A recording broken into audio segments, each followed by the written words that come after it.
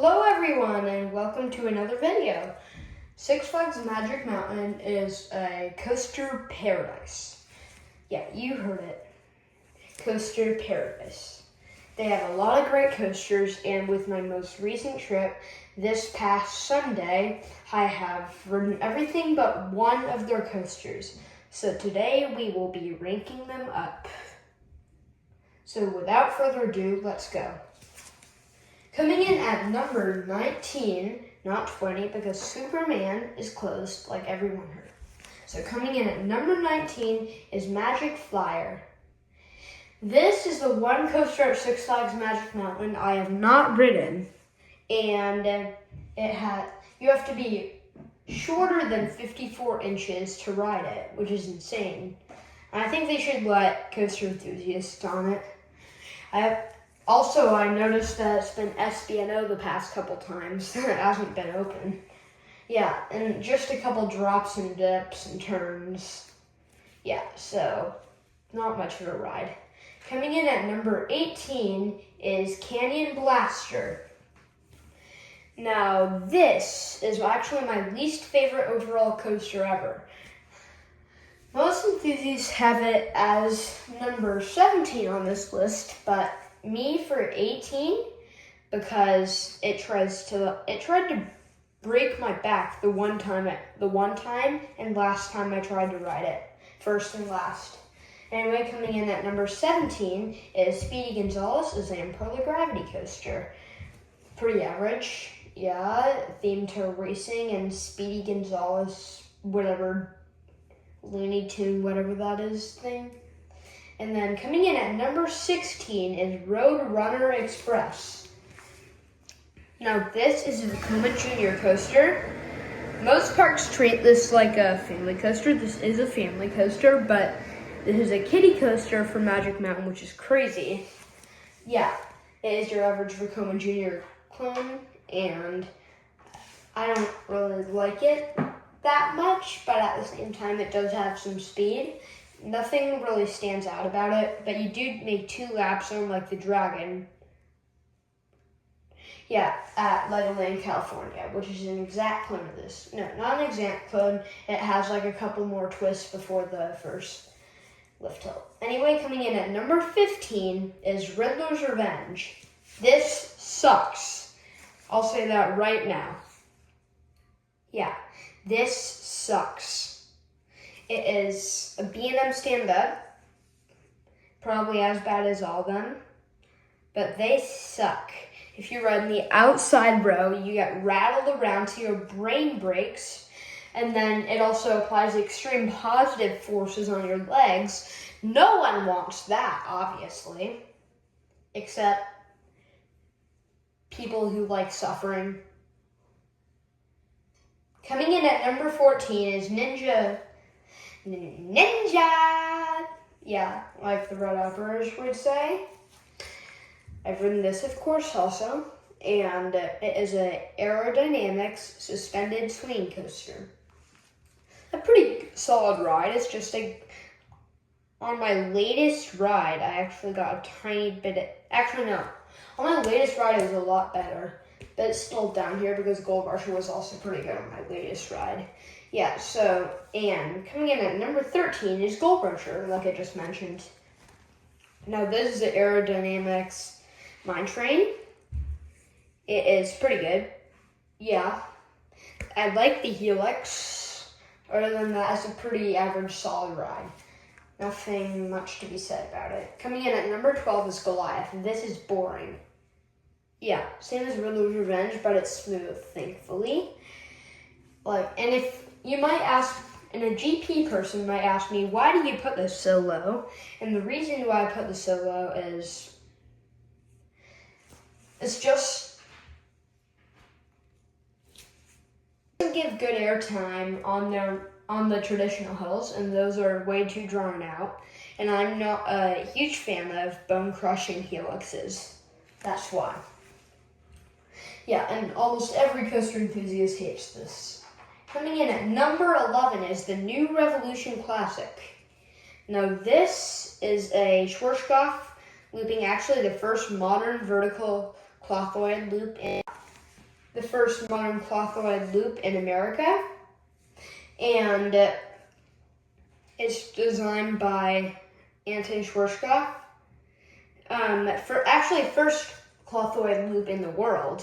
First modern loop, yeah, which is really cool. It was also my first inversion, and I was really scared, and it actually wasn't that intense. So, coming in at number 10 is Scream, Right Out Loud. This is a pretty mediocre B&M floorless, but still good if you're riding the inside rows. The inversions are pretty boring, except, the best part about it is probably the first drop, then the vertical loop. The first part is definitely better than the second part. Very generic, interlocking corkscrews. Yeah, you see what I mean? I put it higher than most enthusiasts because I've only ridden it in the inside row. Yeah. So coming in at number 9 is Apocalypse, the Great Coasters International wooden coaster from 2000 and I don't know when it was from. It's Apocalypse, the GCI Woody. Now this starts with like a first drop and then a second drop, which I really like that. And if you sit in the back row on the right side, it's actually pretty smooth. Almost as good as Ghost Rider somehow. Yeah, it's a pretty good ride. Coming in at number 8 is Viper. Now, I like this because of the double loop. That's it. It's also pretty rough and it tries to kill your head. But still, the double loop is like so disorientating, and you get like a bunch of positives in the double loop. Yeah, it's crazy. Coming in at number 7 is Wonder Woman Flight of Courage. This is the RMC single rail, and my brother might ask me, why did I put this so low? Now the answer is, I don't know why I put it so low. It actually belongs in like a 4, but for the sake of this video, we'll continue. We'll just act like it's number 7 and nothing happened. Yeah, so Wonder Woman Flight of Courage has some good airtime. Also, just the mid-course prevents it from doing anything like perfect. It would be in my top 3. It would be in my top 4 if it wasn't for the mid-course. Yeah, so coming in at number 6 is Batman. Now, there's a Batman clone, and I actually like it more than Silver Bullet. I like the intensity of the second half, not the middle. The middle sucks. They could reprofile that and turn it into like a helix. They're never gonna do that, obviously. Yeah, it's a Batman clone, and you know what I'm talking about. Coming in at number 5 is West Coast Racers. Now, there's a Premier Rides custom layout coaster.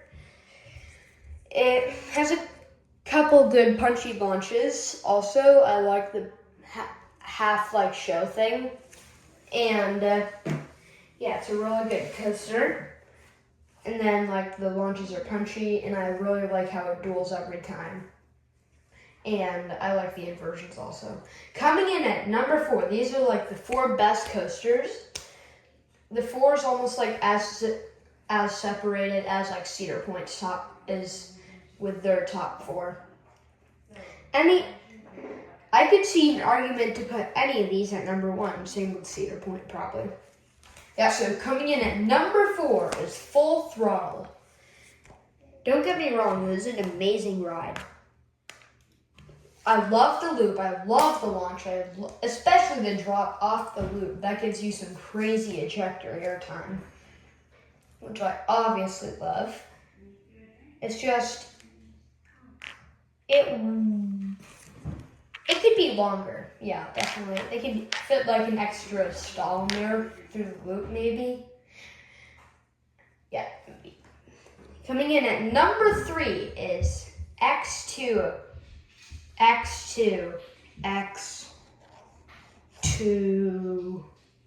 Now this is a crazy ride. Full of insane, I don't know how to describe it. I can't even name the forces. They're so out of this world. It's just a little janky and rough. But still, it's insane how they managed to build this. Yeah, and I'm not surprised the Arrow went bankrupt while building it. Let's take a moment of silence to remember aerodynamics. Coming in at number 2 is Tatsu. Now I love this B&M Flyer. My first B&M Flyer, obviously. I love the pretzel loop. The first half's really fun. The second half's demented. And that's what makes it a good ride. Yeah, so I'll explain to you how this works. It Crest the Lift Hill is in my top 2, remember, of Magic Mountain coasters. And also in my top 2 of all coasters. I rode this for the first time a couple weeks ago. Yeah, so you crest the lift hill, and then you go into a flying thing, and then you go into a corkscrew, then a couple more twists into a below the track overbank. I don't know how to describe it. I really like it. Then one more inversion, and then the pretzel loop. It's insane. A guaranteed rayout moment. Yeah. And then after that, you go into one more inversion, a turn, then the ride's over, and you stare at the catwalk. They could probably tilt the riders upside like they do in the station. There's nothing preventing them from doing that. I don't know why they don't do that. Yeah, imagine a B&M invert with this layout. Okay, enough with that. Coming in at number 1 is Twisted Colossus. My number 1 overall coaster still. And it's number 1 at Magic Mountains too. Yeah, so last time I rode this, which was about a week ago. Last time I rode this was 4 days ago, believe it or not. Yeah, I'm that spoiled. And it has a bunch, even though we didn't get a single dueling half, it's my best ride on it. Because it had a bunch of sustained ejector airtime, and after riding it, I got a new favorite coaster element ever. The drop on the blue side next to the double down on the green side before the Top Gun stall. It used to be the Top Gun stall on the green side, but now it's that. It's a bunch of sustained demented ejector airtime. I don't know who designed this, what they were thinking, but they created a monstrosity. Anyway, thanks for watching, and I'll see you in the next video.